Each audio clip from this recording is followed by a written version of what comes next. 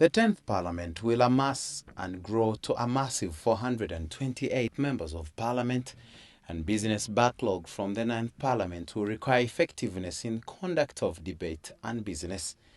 Honorable Abdul Katuntu, Honorable Wilfred Nwagaba, and Honorable Oboth, as assigned by the clerk to Parliament, took especially the newly elected members of Parliament through the House rules today. And I've been a member of Parliament for all these years, and I observe the rules. But I know there are many members who don't observe the rules. But that's between them and the Speaker. So if I were you, I would move and we amend Rule 11, Sub-Rule 4, to remove this power of appointing the commissioners from being designated to being elected by yourselves. But we are telling you what the rules are. At an appropriate time, of course, you will know what to do. In a bid to wind up the two-day induction that is going on at Parliament, and it did not take long for some members to call for a review of the rules, especially on designation of the parliamentary commissions and selections of the whips. Certainly there's room for amendments, as people have pointed out, but overall I think they're pretty solid. We can certainly start doing business with them. Shouldn't we leave or let the members of Parliament to elect their own representatives? That's the issue that seems to be coming up now.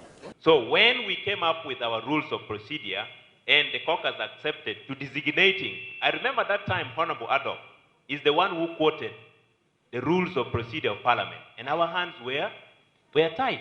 The Speaker of Parliament, in response, stressed need for the members to first understand the rules of procedure, as many of them were immovable. The Speaker is the chair of the Commission.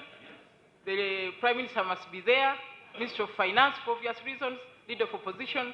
Those are not for negotiation. The ones who I need to elect are the other four.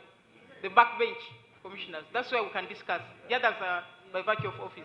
The latter is unlikely, as two proposals, whether to open the Appointments Committee to the public or whether to introduce temporary assistant speakers, will most likely jump into the 10th Parliament in tray.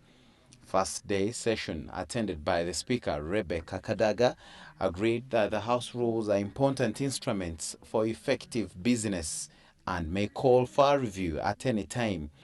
So we are going to have an opportunity to review our rules. But for now, please understand how you are going to start work. The review will come, but let's concentrate on how you organize yourself.